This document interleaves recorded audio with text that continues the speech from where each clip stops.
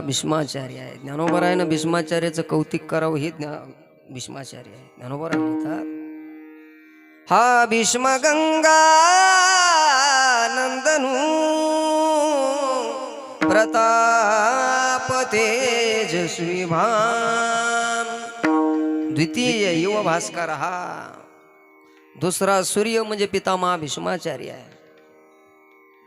इतकं तेज आहे, प्रताप तेजस्वी भानू, इतकं तेज आहे, इतका प्रतापाचा वर्षाव आहे त्यांचा, इतका प्रताप मोठा आहे भीष्माचार्यांचा. आज तागायत पराजय नावाचा दोष भीष्माचार्यांच्या पात्राला शिवला नाही. इच्छा मरण आहे, मग पडावं का खाली त्यांनी? हा, युद्ध संपल्यानंतर देह ठेवला भाग सोडा, पण खाली पडणार पहिलं पात्र भीष्माचार्य देवा. याचा स्वभाव आहे. अर्जुनाला ज्या वेळेस गोविंद गीतेच्या माध्यमातून उपदेश करायला सुरुवात करायला लागले कुरुक्षेत्रावर, एका बाजूने कौरव पक्ष आहेत आणि एका बाजूने पांडव पक्ष आहे. अर्जुनानं ईश्वराला सांगितलं, गोविंदाला सांगितलं, हे प्रभू माझा रथ दोन्ही मध्याच्या सैन्याच्या मध्यभागावर नेऊन ठेव, मला पाहायचंय माझ्या बरोबर कोण आलं युद्धाला.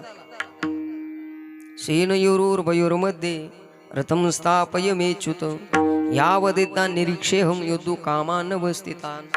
निरीक्षेहम, मला निरीक्षण करू दे, पाहू दे मला कोण आहे. ईश्वरानं गोविंदानं रथ मध्यभागावरती नेला, पाहिलं, दोही बाजूला नजर मारली अर्जुनानं. अर्जुन म्हणजे तो काय आयबू गैबू नव्हता, लक्षात घ्या. हा प्रत्यक्ष अवतार इंद्राचा तो जाण. नामदेवराय म्हणतात अर्जुन म्हणजे इंद्र आहे, गांडीवधारी अर्जुन आहे. पाहिलं दोन्ही बाजूना. आचार्य